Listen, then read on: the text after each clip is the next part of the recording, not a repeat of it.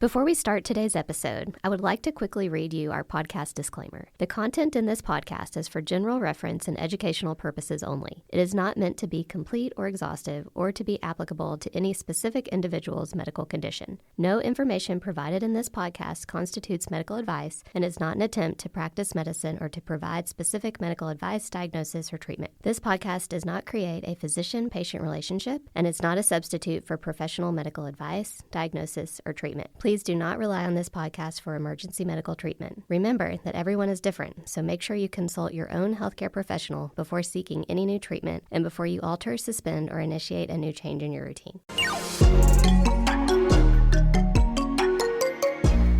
Welcome to The Starting Gate. We're your hosts, Dr. Kitty Dotson and Dr. Sarah Sheets, two internal medicine doctors who spent years practicing traditional primary care. Over time, we realized something was missing from modern healthcare. A real understanding of how everyday lifestyle choices impact overall health.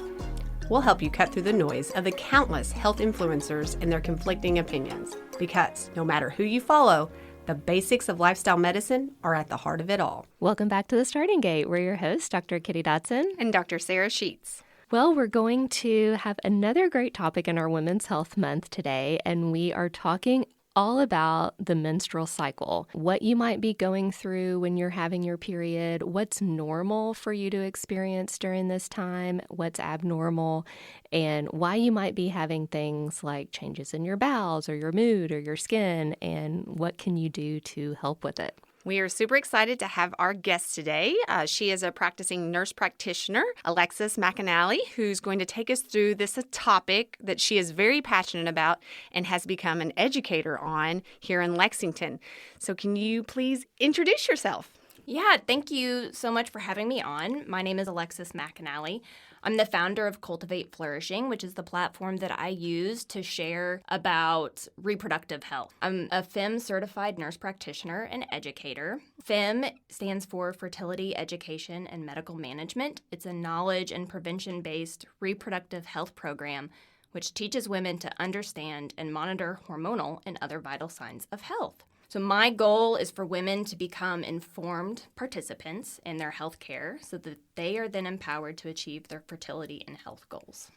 That's awesome. And as someone who usually just likes to ignore the fact that I have a menstrual cycle and feel surprised every month when it comes back, how did you decide this is interesting? This is something women need to know more about and be more in control of and decide to take your career down this path? So I've always been interested in women's health. First, as a nurse, I worked in women's health, and then as a nurse practitioner working in primary care, I saw the health implications of women not understanding their cycles. I want women to live healthy lives, and I have found that teaching them about their reproductive health is one way to help them live those healthy lives. As a FEMM educator, I'm focusing on teaching women physiology behind the reproductive cycle, and we like to actually call it the ovulation cycle. So ovulation is our point of our cycle, and our menstruation actually happens as a result of the ovulation that happened in the cycle before. So I teach women that. I teach them what's going on in their ovaries and their brains as a result, what we see in their hormones, and then what we can see as biomarkers, as observations of that hormonal activity. And then they can apply that to their health. I know I've heard a lot of people say that the menstrual cycle should be considered a vital sign for women, right, because it tells you so much. The fifth vital sign. Yeah. So before we dive into the details, can you, or maybe let's dive into the details. Let's dive in. Yeah. Let's do it. Can you just go ahead and walk us through what is happening in a normal menstrual cycle? Okay, so it starts with hormones. Hormones are chemical messengers that the body uses to communicate between organs. A woman's reproductive cycle is managed by the hormonal communication between the brain, where follicle-stimulating hormone and luteinizing hormone are secreted, and communication to the ovaries, which is where we get the hormones of estrogen and progesterone. We know that estrogen and progesterone have a big impact on our overall health, not just our reproductive health. So this is impact on our bones, our blood vessel, our brain cells, our blood sugar. These hormones are communicating between one another. In the brain, we have FSH, or follicle-stimulating hormone. I'll just go through the cycle. And FSH signals to the ovary for eggs, which are inside a sac or a follicle, to grow.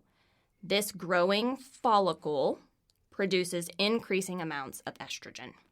This causes the lining of the uterus to build up and for our cervix to secrete a very specific type of cervical mucus. When the egg is fully mature, estrogen is at its highest level, which then we go back to the brain because that high estrogen stimulates the release of luteinizing hormone, or LH. LH triggers that follicle or that sac to rupture. This is ovulation. Most people don't even actually know what ovulation is. So ovulation is when that egg breaks free from that sac. That egg is swept into the fallopian tube, and that now empty follicle transforms into the corpus luteum, which is what produces progesterone. So this is why we say that ovulation is a sign of health, because in order for ovulation to occur, each hormone prior to ovulation must have reached sufficient levels. And so in this way, it's a vital sign. So if we ovulate, we know that these hormones prior to ovulation have reached sufficient and healthy levels. So once that now released egg is in the fallopian tube, it can become fertilized by sperm if sperm is present, travels to the uterus where the now fertilized egg can implant. Progesterone must be sustained in order to maintain the uterine lining for implantation to occur. If no fertilization occurs, then hormone levels fall at the end of our cycle, which results in the shedding of the uterine lining. We see this as menstruation or our periods. We label that first day of flow as day 1. And so it's also important to say that menstruation happens as a result of ovulation. And ovulation and that menstruation reflects the hormonal activity from the previous cycle. Yeah. So you ovulate, the egg does not get fertilized and implant to form a pregnancy. And so instead, you shed that lining. That's right. And that's your period. And if you're like me, you're like, oh, that's right. Here we are again. Here we are, and it's not always pleasant, right? I mean, we know this. There's no pretending that it's always wonderful. But when we can understand the health benefits behind it, maybe we can reframe how we think about it. And if we are having regular cycles, which is going to be a sign of health, then we can predict when we're going to be in a little bit more grouchy of a mood or unhappy about our period coming. And so we can plan for that. I think that's so true because, as I've already said, I'm not someone that tracks, and I've never been. And then I'm just annoyed when I get to that point in the month, and I'm like, dang it. But I think having a good mindset about it and having appropriate expectations probably could be really helpful. And so I definitely see the benefit of doing that and really being aware. Right, especially when we transition our thinking from only thinking about fertility to health. Those peak reproductive years are only maybe our 20s and 30s. And so for those of us before that or after that, if we can focus on the health benefits, then it helps us reframe. Well, can you talk a little bit about what the normal timing of this is? How long should a period be? How long should you have in between your cycles? Right. So a healthy cycle is going to be between 24 and 36 days long. A normal menstruation length is going to be between 3 and 7 days long, with at least 1 day of heavy or medium flow. So that is what indicates that hormone levels from the previous cycle were sufficient enough to build up that uterine lining or that endometrium. And so then we have to ask the question, how do we define heavy? And so we want to give objective language to these terms so that women understand. I had one woman who was going through a box and a half of tampons in one period. And she was like, oh, yeah, it's heavy. Okay, well, that is too heavy. And there's so many different sizes of tampons. I mean, there's the little skinny ones, and then there's like ultra, which are... There are too many options. Yes. And as you pointed out, some women may reflect to their mother about what is normal, but if their mom wasn't normal, then they just continue to think that is normal. Right? Because it's not a discussion that you typically just have with, most people. It seems to come up as dinner time conversation at my house, but I understand in the typical household. I think you might be a little bit different. Yeah, that's right. So let's define that a little better. So we further clarify heavy, medium, and light down to spotting. And for a woman who's learning to chart her cycles, we're teaching her to label the quality and the quantity of the blood flow that she has during her period. So she's labeling, is this heavy? Is this medium? Is this light? Is it spotting? Is it brown? So if we take it on down to spotting, spotting would be defined as the use of a panty liner with irregular flow or less than 5 mLs with a menstrual cup. So we can say that we expect between 40 and 80 mLs of blood loss during a healthy period. So if we're having less than 40, that's a light period. That indicates an insufficient hormonal pattern. If she's having more than 80, that's a heavy period, and that also indicates an abnormal hormonal pattern. That's an interesting way to think about it, because I feel like most women, because we don't love this time when we are menstruating, you look at it as a win when you have a light period, but you're telling us that's a sign that maybe your hormone levels were not where they should be that previous cycle. Right.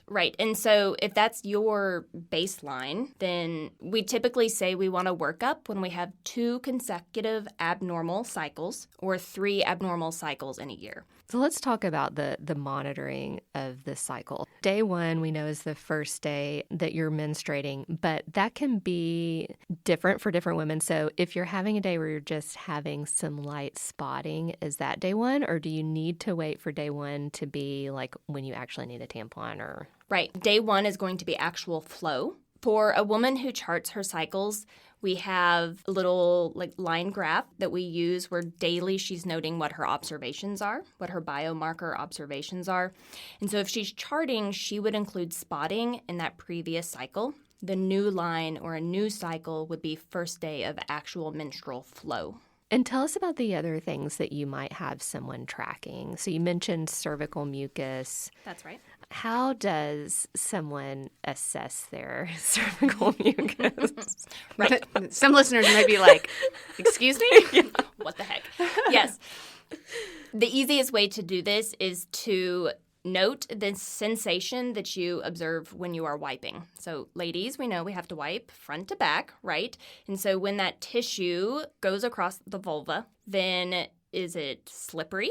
Is it dry? Does it feel lubricative? All of these are signs of specific types of cervical mucus. We do not endorse internal checks. So if your listeners are familiar with the different fertility awareness methods, some check their temperature, some monitor cervical mucus, some monitor cervical mucus by doing internal checks. We're not doing that. We're just observing what's on the tissue and noting the sensation.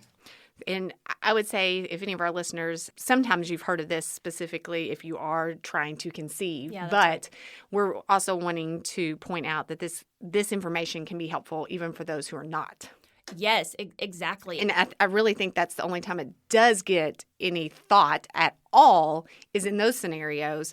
Why does it matter for other people? So when a woman knows that within her body there are changing levels of estrogen and progesterone, she can learn to identify the effects of those changing hormonal levels. And we see that with cervical mucus. In the same way that estrogen acts on our brain, on our bones, on our endometrium, it also acts on our cervix. So this is like the body's way of communicating with us. Estrogen is being secreted, which is an important thing for our overall health. And so we're looking at blood flow during menses. We're looking at our cervical mucus more towards the middle of our cycle would probably be when we're going to When we are notice that. highly estrogenic, when our estrogen levels are at their highest. That's right. And then what other things do you encourage people to monitor?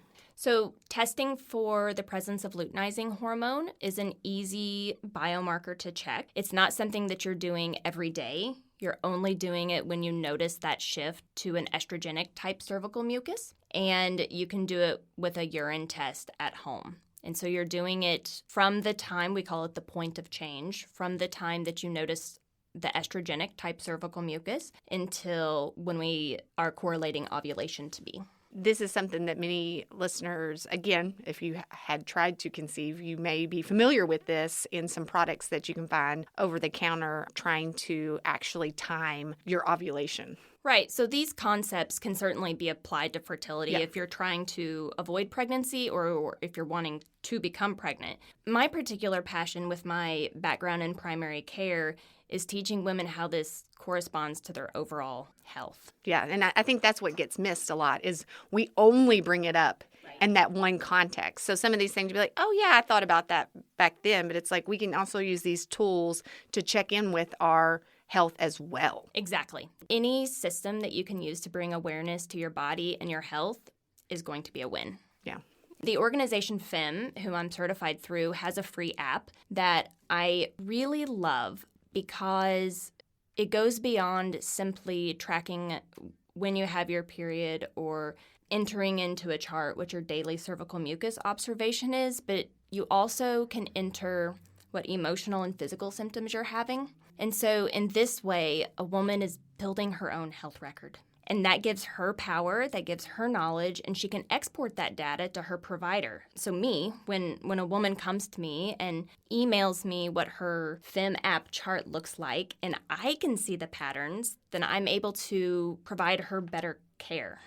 Yeah, I will say that it is very common that a woman can walk out of an appointment without that advice. That's something that I have over years have tried to promote more, because many times a woman can experience intermittent symptoms. And It's like, but not make that correlation that it could be related to her hormonal changes with her cycle, because it may not be exactly that day before she has her cycle. So that connection is never made. But when you actually track and then put it on a calendar, it is so powerful to realize, oh, usually at this point of my cycle, these symptoms pop up.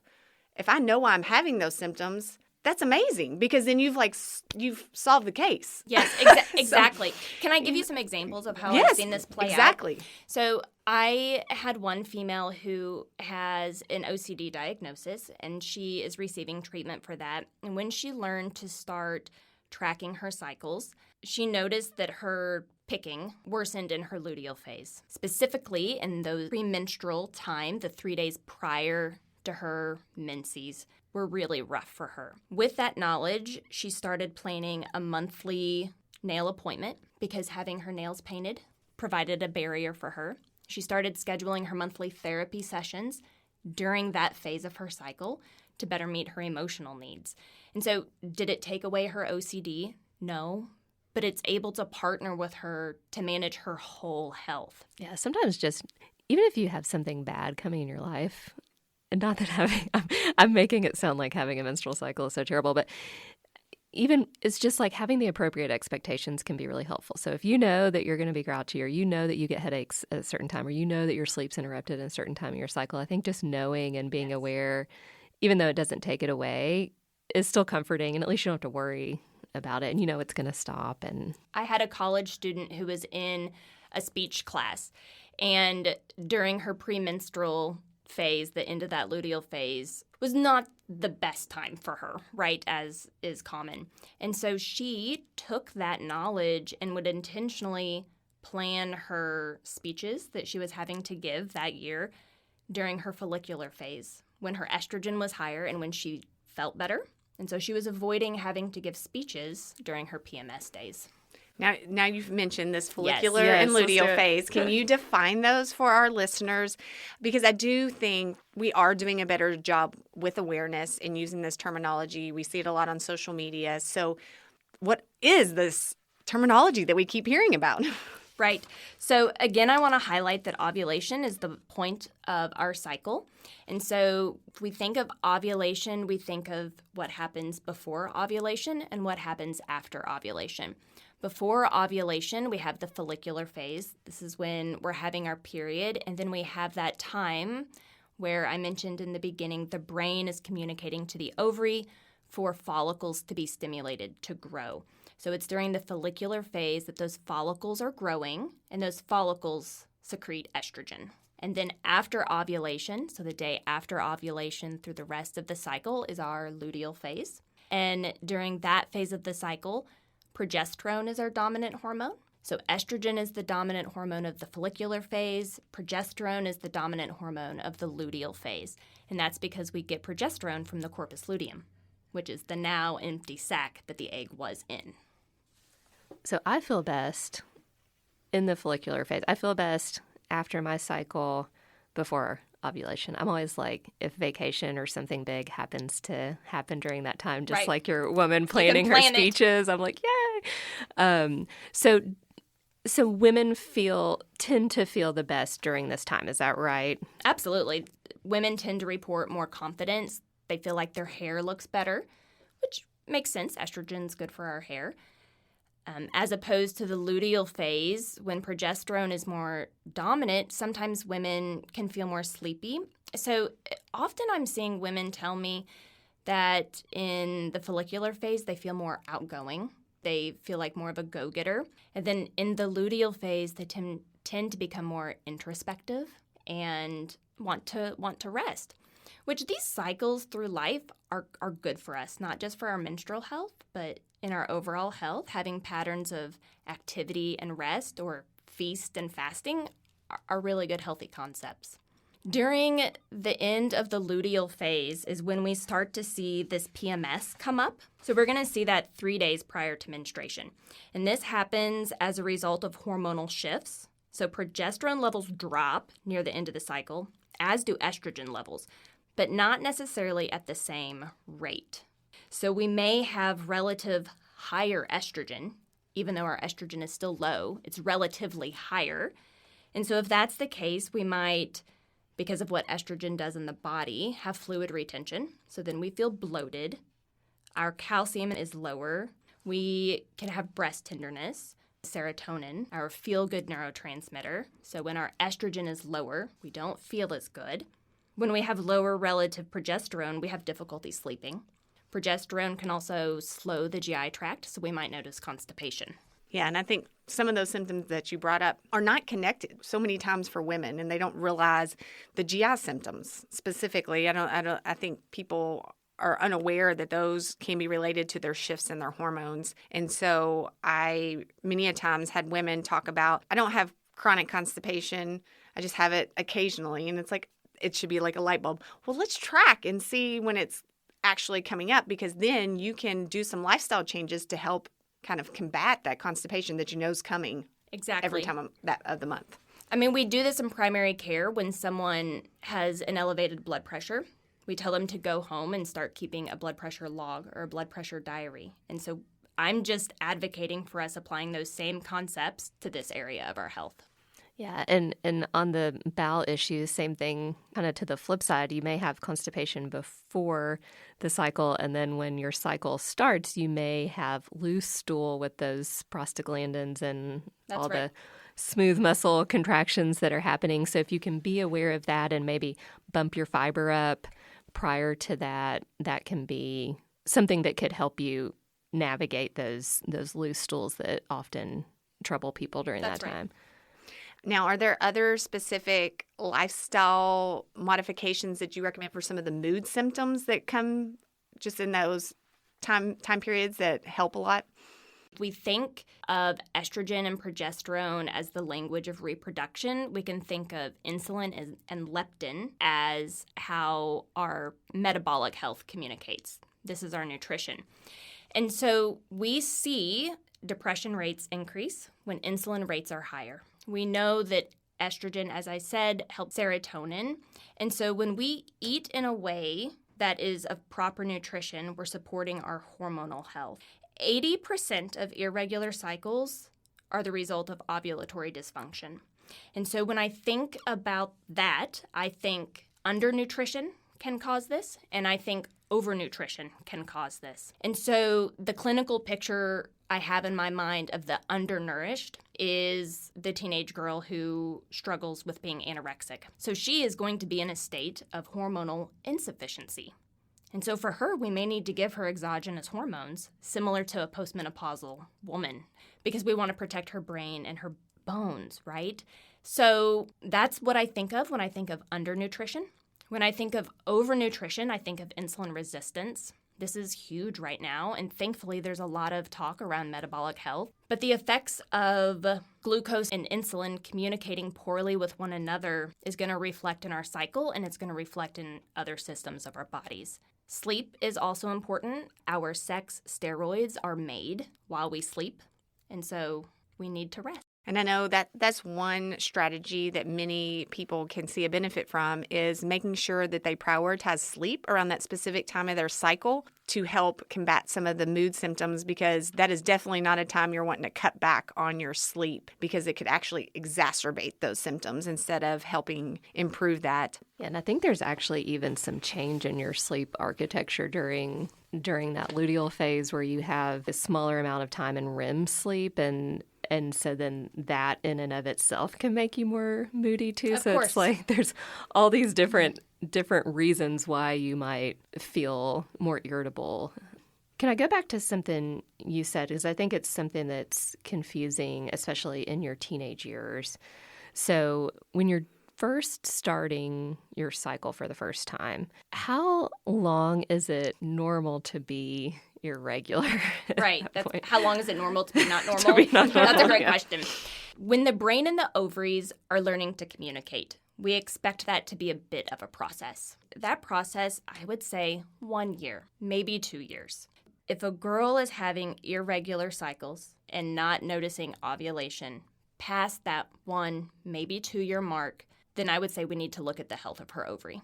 And so like I said, 80% of irregular cycles are the result of ovulatory dysfunction. And we see ovulatory dysfunction often occurring when prolactin is either high or low, androgens are either high or low, insulin is abnormal, or our thyroid is abnormal. Now, you have mentioned that 80%. Just for our listeners, I know it's not what we're talking about specifically today, but what are some of those other things that fall in that 20% bucket that we think about? Fibroids, infection, anatomical abnormalities. Because I think sometimes everyone thinks it's going to be, because it is a huge chunk in that 80%. But again, this is why it's important to have a medical provider that you trust to be working through this, so some of this 20% isn't missed out as well. That's right. And so in those teenage years when girls are starting their menstrual cycle and may be having some irregularity because they're not actually ovulating during those cycles initially, maybe. Right. I think we also see a lot of teenagers that are really physically active. And so is that something that might be affecting them becoming regular as well? That's right. So in the same way that being undernourished or overnourished is not good for our health, over-exercising and under-exercising are not good for our health. And so this is where tracking would be helpful so that she can really know. Because I think especially when you have a lot going on and then you go to the doctor because you notice at least that you're irregular. You go to the doctor and the doctor is asking you all these questions. Well, when was your last this? When was your last this? And you're like, I'm just glad I don't. That's one more idea. thing I don't have to deal with. Yeah. So this is where I think mothers can come alongside their daughters, or women who are of more experienced age can come alongside the generation that is just starting to have their periods. And I teach courses to teenagers because I want them to understand fully what's going on in their body to set them up for a lifetime of success. Those teen years are stressful, alone, and I don't want women to have to also deal with period or cycle-related issues on top of that. Are the symptoms during those teenage years worse too? Like I have in my memory, I feel like my cramping and just overall feeling bad was worse at that time. But I don't know if that was just because it was new and this was all a new thing for me, or if that really is the case. Right. So I am not seeing evidence. I'm not seeing research that says teenagers experience worse cramps than the 25-year-old or the 35-year-old. I do think that in that early phase when that pituitary ovarian axis is just kind of waking up, the uterus is just for the first time responding to that estrogen stimulation. And so that is new. And so we haven't experienced cramps before, and they can be very painful. That's another thing that we should be tracking, is how uncomfortable these PMS cycles or how uncomfortable our cramping makes us. They should not be causing us to have to alter our daily lives. We can make accommodations to make ourselves feel better, yes. But if we are having to routinely miss school, then that's a warning sign, and you should see a provider. I think, again, we normalize things. We do, yeah. So much for women because You hear, oh, X, Y, and Z had it. It's no big deal. I just need to deal with it and trudge on. But again, that's the whole purpose that we wanted to bring this show, is to let people know that instead you should question, oh, why do I have these really severe symptoms? And actually talk about it, track it, and bring it to your provider's attention so the correct assessment can be made. Can I say one other thing about lifestyle habits? Absolutely. Always on the show. Okay, good. Seems like the right place to do it. I want to talk about alcohol use briefly. And so alcohol is going to impact sleep, and it's going to eventually impact their glucose and insulin levels. Research shows alcohol impacts our estrogen levels. Actually, in January, the U.S. Surgeon General issued an advisory calling for new labeling on alcoholic beverages. An analysis of 20 studies found that drinking alcohol increased the risk of estrogen receptor-positive breast cancer by 35%. We have to think in our cycle, it's not just this causes this. It's this hormone communicates to this hormone, which communicates to this hormone, and then we see our period. So sex hormone binding globulin is secreted from the liver, and we know about our liver and alcohol. And so when that is impacted, we get abnormal insulin levels. When we have abnormal insulin levels, we have abnormal testosterone levels. When we have abnormal testosterone levels, we have an abnormal or absent ovulation.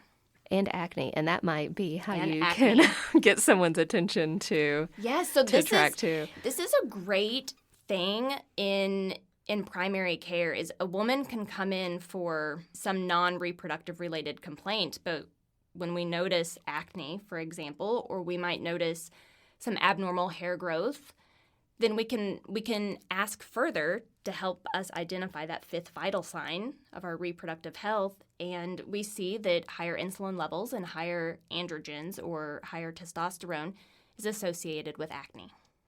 And so thinking back to lifestyle again, so we know getting good sleep is important. Reducing alcohol to very minimal, if not zero, is important. Eating a diet that's not going to promote insulin, which is going to be a diet lower in sugar, less processed, more whole food diet. What other things? Do you have certain recommendations on exercise and also any recommendations on stress and how that might be involved? I see conflicting studies with how stress correlates to severity of PMS. Some research suggests that the more stress that you're under, the worse your PMS will be. Others say it's just an individualized woman-to-woman thing. Specifically, do you feel like there is a difference in the type of exercise for the time of cycle? I know that has become really trendy on social media. Different recommendations based off of where you are. Right. So that is a trendy thing. There actually is another educator in town who has a background in exercise science, and so she really loves that. The approach that I tend to take is, what is the woman already doing, and what do we want her to be doing? And so if she's not exercising at all, then I'm going to recommend she just start walking. And that can be an easy thing to do no matter what cycle she's in. If she's already having those exercise habits, then yeah, when you are in your follicular phase, hit that resistance training. Be a bit more calm and slow in that luteal phase. Yeah, because I think, tell me if I'm right about this, is the thought that during that follicular phase, when your estrogen's higher, that it's easier to build muscle at that time? Is that the right? Yeah, mechanism there? Okay. What about things that people should pay attention to that could be warnings? Like, what if someone is spotting in between their periods? What might that mean? So that is one of the signs that we want to be paying attention to. It's important to differentiate between menstruation and either breakthrough bleeding or irregular spotting. Sometimes there can be spotting around the time of ovulation, but in order to correlate that spotting with ovulation, you have to know that you're ovulating. Fibroids can cause spotting. Polyps can cause spotting. Abnormal estrogen levels can cause spotting. I think about either the woman with PCOS or the perimenopausal woman where she's having those irregular ovulations, but that uterine lining is built up. When it finally does shed, it can come on either very strong and you can have an incredibly heavy cycle, or it's going to slough off almost little by little, and so you're getting that little by little breakthrough bleeding. So that's also a way that your body's communicating to you. And another one I'll throw in there is also infections absolutely. can do that as well, depending on the patient. But that is something to always keep in the back of your mind, that could be a sign that there is something and you should go be seen. That's exactly right. So let's clarify that a little bit more. So you already kind of mentioned this once, but I want to make sure it's clear to listeners. When should someone go be seen? So I suggest to women that they go have a medical workup if they have 2 consecutive abnormal cycles or 3 abnormal cycles in a year. And a workup is going to include, of course, a history and physical, but we're also going to look at the woman's charts, okay, her own health record that she has built for herself. We're going to do a transvaginal ultrasound, usually, and we're going to do our signature basic hormonal profile, which is a set of lab tests.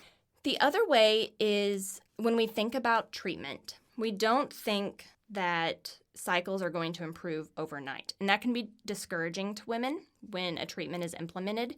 But when we understand that there's a process that is androgen dependent, when that in the process of follicular genesis, when that follicle that the egg is inside of, when that follicle is being made, there's a part that must have androgens.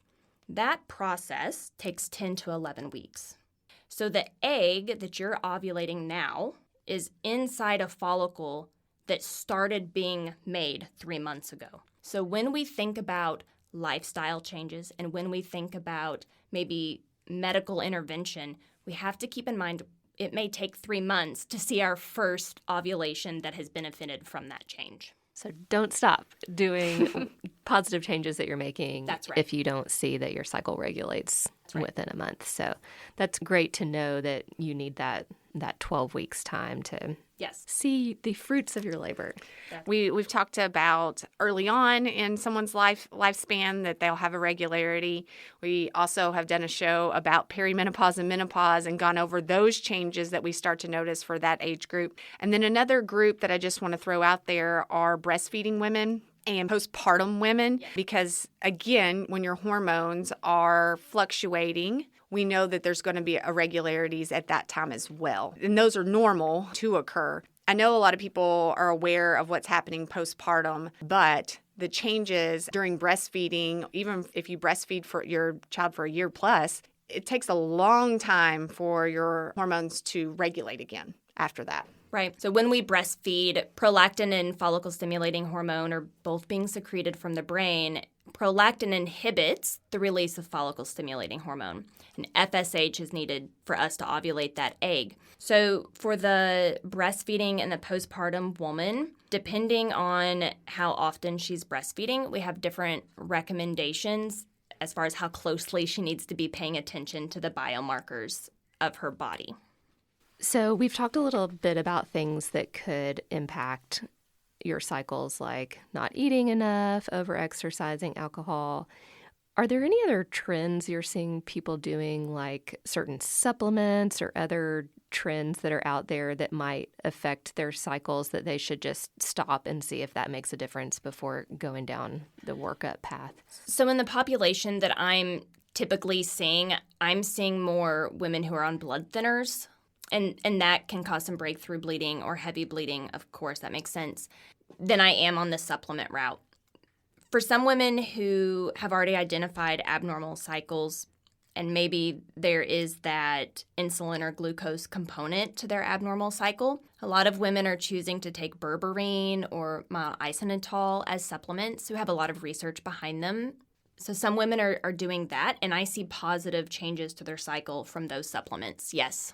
If you are a woman who requires a blood thinner for whatever diagnosis you have, we always still recommend that you discuss changes that you are having with your cycle with your providers, because sometimes when a woman will start one of those, they just assume it's that medicine, and it could be a sign of something else as well.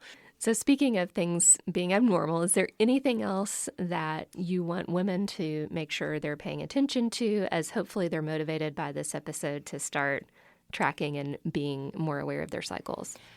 Can I close us out by going through a scenario. Yeah. Okay, so I want to describe a scenario that I see often, and I see this across the generations, but I want to almost tell this story of one woman, if she is having this condition, what her life might be like. 80% of women with irregular cycles have a hormonal abnormality. PCOS, or polycystic ovarian syndrome, is the most common cause of ovulatory dysfunction in America. So this is a multifaceted endocrine disorder. So for this girl who has the improper testosterone to estrogen conversion, she's going to notice in her cycle an estrogenic mucus pattern. She might notice more than one luteinizing hormone peak if she's tracking that. And she's going to notice that she's not ovulating or she's not ovulating regularly. But because her endometrium, her uterine lining, is receiving that buildup from the constant estrogen from all those follicles, she's most likely going to have this irregular but heavy bleed. So think about that for the teenager. Think about the burden of an irregular period.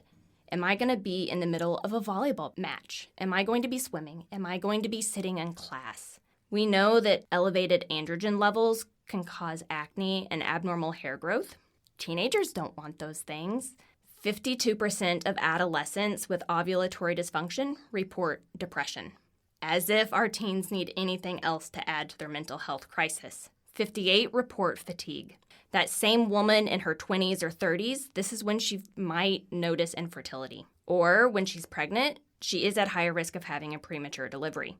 If she's pregnant with a female baby, that baby being exposed to higher than normal testosterone levels now can cause an alteration in that baby's brain with how the brain receives and communicates with metabolic and reproductive signals for her life.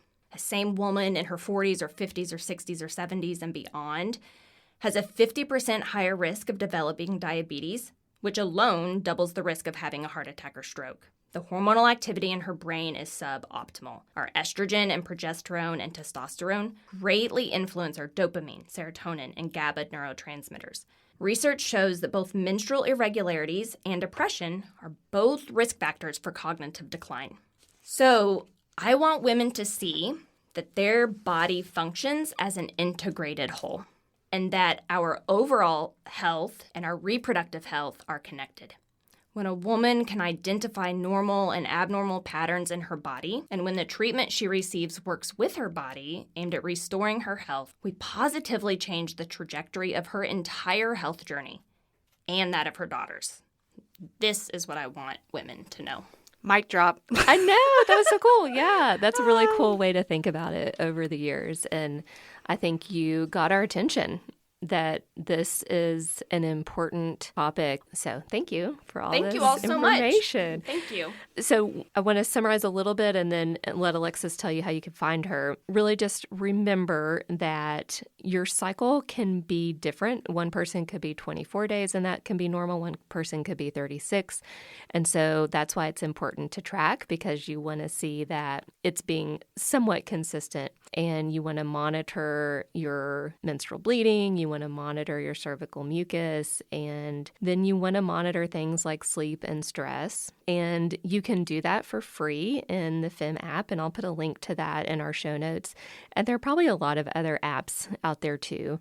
And then there's other apps I know that you can do a lot more even invasive or further tracking if you want to get even more serious about it. But go ahead and just be knowledgeable in yourself. And then that way you'll have a clue. If you see something that's starting to be different, then that can be your first clue that something's going on. And one of the big takeaways that I have from this show, and I did see patients receive quicker diagnoses when they did this, is if you go to a doctor's appointment with this information, like you come and you have done a couple months of this and you're like, here's my data, they are able to help pinpoint things so much quicker when you have that intensive data versus just coming in and say, something's off with my period. So you will be able to advance your care quicker if you do this tracking.